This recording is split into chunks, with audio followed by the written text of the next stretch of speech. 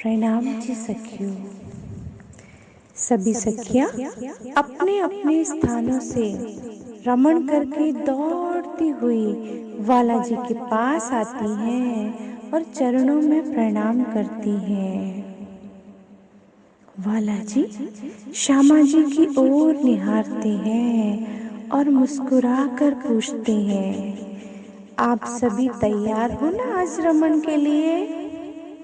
श्यामा जी मुस्कुरा देती हैं और सभी सखियां एक साथ बोल उठती हैं, हाँ वाला जी, हम सभी तैयार हैं। आज हमें वाला जी छोटी रांग की अनुपम सुंदर 4 हवेलियों में रमण के लिए ले चलेंगे। ठीक है ना वाला जी? ठीक है सखियों। ये लो, हमारा तख्तरवा भी आ गया है।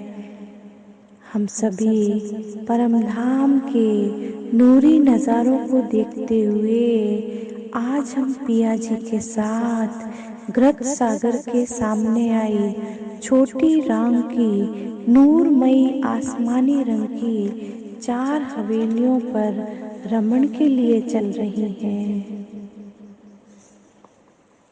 धाम परम धाम को घेर कर वन की नहरों से साथ लगती हुई छोटी रांग की 4 हवेलियों की अति सुंदर शोभा मन को मोह रही है। ये हवेलियां जिस भी सागर के समक्ष आती है ना सखी, उसी सागर के रंग की शोभा ले लेती हैं। ऊपर से ये दृश्य मेरे पिया जी जब हमें दिखा रहे हैं तो चारों ओर एक सुंदर इंद्रधनुष की शोभा ऐसा दृश्य दिखाई दे रहा है। पिया जी कहते हैं, देखो सखियों, ये 5 महानद की शोभा तो देखो। ये 32 पहल की शोभा को निहारो। 32 आड़ी और खड़ी महानद की शोभा आने से ही इन हवेलियों के 4 फिरावे शोभा ले रहे हैं। इसी शोभा से ही इसे छोटी रांग की 4 हवेलियों की शोभा कहा गया है सखी।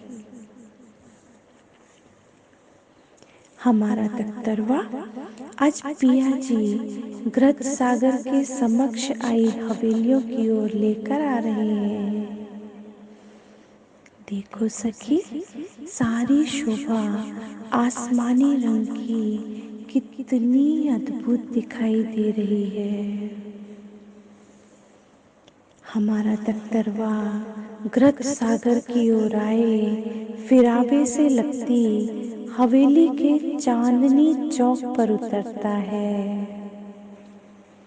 सभी सखियां वाला जी के साथ इस चांदनी चौक पर उतरती हैं और अपने समक्ष भोम भर ऊंचे चबूतरे की शोभा को निहार रही हैं।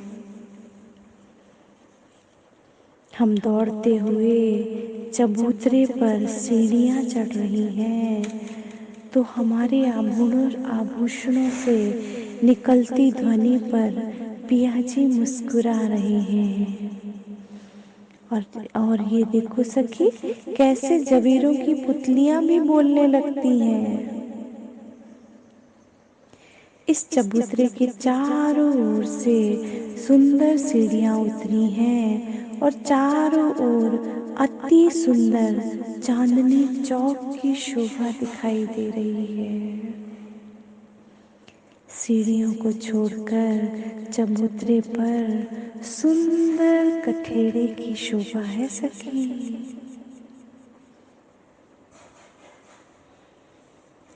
चबूतरे से नीचे की ओर दृष्टि करते हैं तो चारों ओर सुंदर नहरों की शोभा, चारों कोनों में सुंदर चहबच्चे की शोभा, बीच में पुलों की शोभा अति मनभावन लग रही है।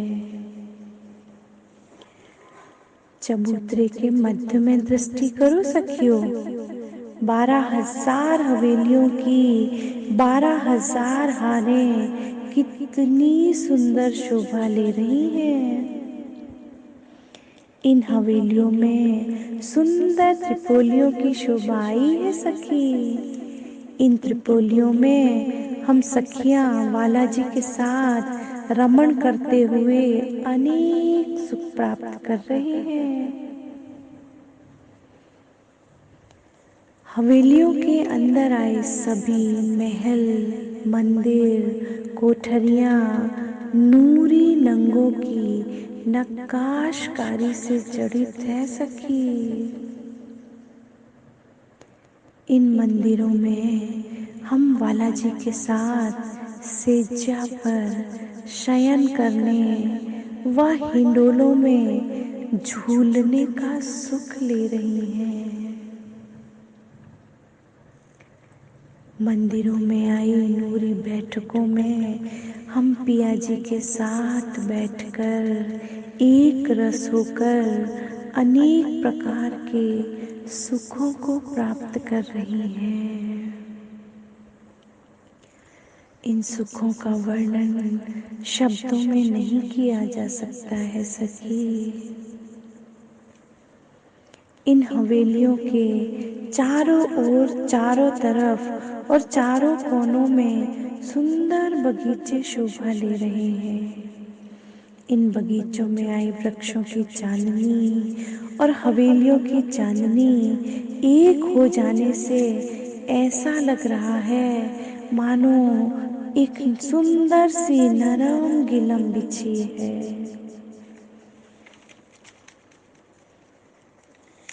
चांदनी की ये पूरी शोभा अति रंग बिरंगी दिखाई दे रही है। आकाश को छूती हुई इस चांदनी पर हम सखियां बालाजी के साथ कभी दौड़कर व कभी बालाजी के साथ चलते हुए मीठी मीठी बातें करके अनेक सुख ले रही हैं।